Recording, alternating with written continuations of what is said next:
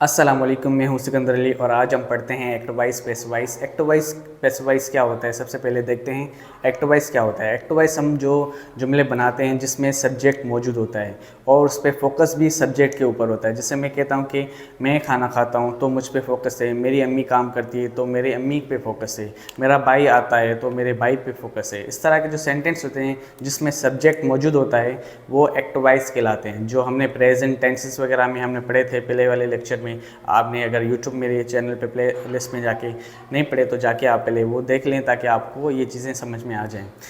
उसके बाद पैसिवाइज देखते हैं। पैसिवाइज में हम ऑब्जेक्ट के ऊपर फोकस करते हैं, सब्जेक्ट उसमें होता ही नहीं है तो ऑब्जेक्ट के ऊपर फोकस करते हैं। ऑब्जेक्ट क्या होता है? जिसके ऊपर काम किया जाता है।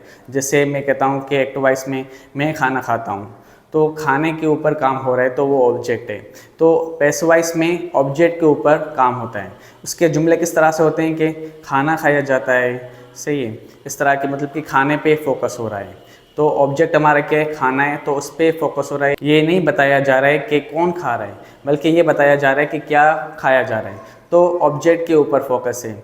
अगर आपसे कोई पूछता है भाई शादी में क्या होता है तो आप कहते हो कि डांस की जाती है, खाना खाया जाता है, उसके बाद पैसे लुटाए जाते हैं, इसके बाद गाने गाए जाते हैं। इस तरह के जो जुमले होते हैं वो पैसिवाइज होते हैं और पैसिवाइज के होते हैं। तो आज हम प्रेजेंट सिंपल का जो पैसिवाइज है वो पढ़ते हैं। ऐसे ही सारे टेंसेस का स्लो हम कंप्लीट करेंगे। सारे टेंसेस जो हमने पहले पढ़े थे तो वो आज उसके पैसिवाइज पढ़ेंगे। सबसे पहले आज देखते हैं प्रेजेंट सिंपल का पैसिवाइज किस तरह से बनता है, उसका फार्मूला किस तरह का है, उसका स्ट्रक्चर किस तरह से है, उसके हेल्पिंग वर्ड्स कौन से होते हैं और किस तरह से जुमले बनते हैं। और मैंने आपको बता दिया कि यूज़ किस तरह से करने हैं। जैसे कि मैंने बोला कि ऑब्जेक्ट के ऊपर फोकस होता है तो हम इस तरह के जुमले बनाएंगे जिसमें ऑब्जेक्ट हो और वर्ब हो। तो आए चले देखते हैं कि एक्टिवाइज और पैसिवाइज किस तरह से बनते हैं।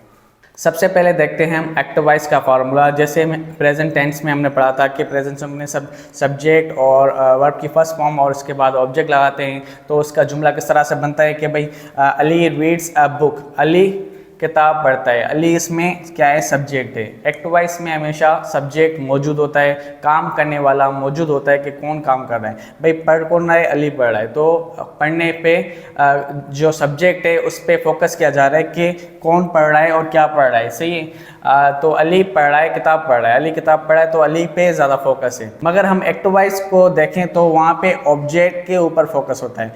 ऑब्जेक्ट, इसके बाद हेल्पिंग वर्ब लगेगा, इसके बाद हम वर्ब की थर्ड फॉर्म लगेंगे। ये याद रखें, हम हमेशा पैसिवाइज में हम क्या लगाते हैं? वर्ब की थर्ड फॉर्म लगाते हैं तो हमारा पैसिव बन जाता है। तो हम कहते हैं कि भाई अली किताब पढ़ रहा है तो इसकी पैसिवाइज किस तरह से बनेंगे? तो हम ऑब्जेक्ट हमारा ये, तो हम पहले ऑब्जेक्ट को लेके आएंगे। फार्मूले के हिसाब से हमने ऑब्जेक्ट पहले रखा बुक, और उसके बाद हेल्पिंग वर्ब। हेल्पिंग वर्ब आपको पता है इज, एम और आर आता है। हेल्पिंग वर्ब में इज, एम, आर लगाते हैं। और इसके बाद बुक एज अ सिंगुलर है तो वहाँ पे इज लगेगा तो बुक इज रीड। अगर आप इसको पूरा जुमला बनाना चाह रहे हो तो आप यहाँ पे बाय अली कहोगे, बाय अली।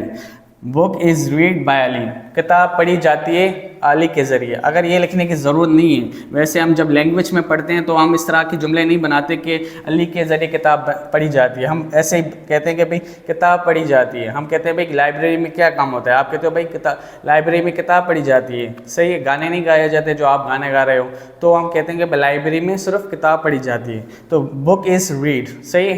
तो इस तरह के जुमले जो होते हैं वो पैसिवाइज होते हैं। जैसे कि मैं गाना गाता हूँ, ये एक्टिवाइज है। अब मैं को हटा दो, गाना गाया जाता है, सिर्फ आप गाने के ऊपर फोकस करते हो कि क्या गाया जाता है। भाई शादी में क्या होता है?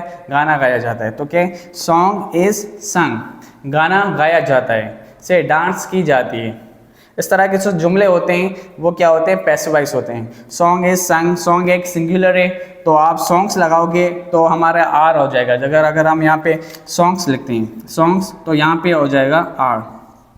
ये प्लूरल हो गया, सॉन्ग्स आर संग्स, सही, गाने गाए जाते हैं।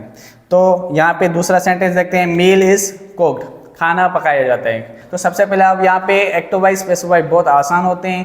जो सब्जेक्ट होता है यहाँ पे जो प्रेजेंट सिंपल का है उसी फॉर्मूले से ये निकला हुआ है। सबसे पहले आप ऑब्जेक्ट लेके आओगे, इसके बाद हेल्पिंग वर्ब, इसके बाद वर्ब की थर्ड फॉर्म लगेगी। ये हमेशा याद रखें कि पैसिव वॉइस में दूसरी कोई फॉर्म यूज़ नहीं होती है, सिर्फ थर्ड फॉर्म यूज़ होती है। तो आप वर्ब की थर्ड फॉर्म यूज़ करें, इसके बाद जुमले फॉर्मूले के मुताबिक यूज़ करें। अब हम देखते हैं इसके नेगेटिव सेंटेंस किस तरह से बनते हैं। जैसे कि मैं कहूँ भाई खाना नहीं खाया जाता, डांस नहीं की जाती, लड़ा नहीं जाता, क्लास में लड़ा नहीं जाता, इस तरह के जो जुमले होते हैं वो किस तरह से बनेंगे। हम नेगेटिव के लिए हम आपको पता है कि नोट का इजाफा करते हैं। जैसे कि हमने प्रेजेंट सिंपल में डू नॉट यूज़ करते हैं, तो यहाँ पे सिर्फ नोट यूज़ करेंगे। हेल्पिंग वर्ब हमारा यहाँ पे इज़ ऑलरेडी मौजूद है, तो यहाँ पे सिर्फ नोट का इजाफा होगा।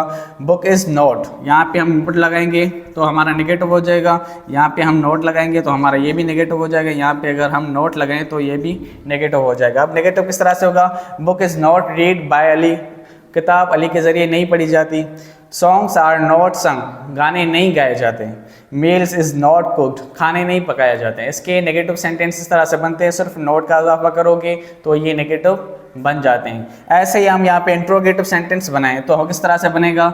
इंट्रोगेटिव में आप जो ये हेल्पिंग वर्ब है, जैसे कि मील इज़ कुक्ड, इज़ यहाँ पे हेल्पिंग वर्ब है, इसको यहाँ पे हटा के यहाँ पे लेके आओ। सबसे पहले आप इज़ लगाओगे यहाँ पे, इज़ मील कुक्ड, तो हेल्पिंग वर्ब सबसे पहले लेके आओगे तो ये इंट्रोगेटिव बन जाएगा। और लास्ट में हमें क्वेश्चन मार्क लगाना बहुत ज़रूरी है। अच्छा, हमारा एक्टिव वाइज पैसिव वाइज जो जुमला है आज हमने पढ़ा है वो यहाँ पे ख़त्म होता है। नेक्स्ट जो लेक्चर होगा वो प्रेजेंट कंटिन्यू का होगा। इंशाल्लाह जल्दी अपलोड करूँगा, तब तक के लिए अल्लाह हाफिज़।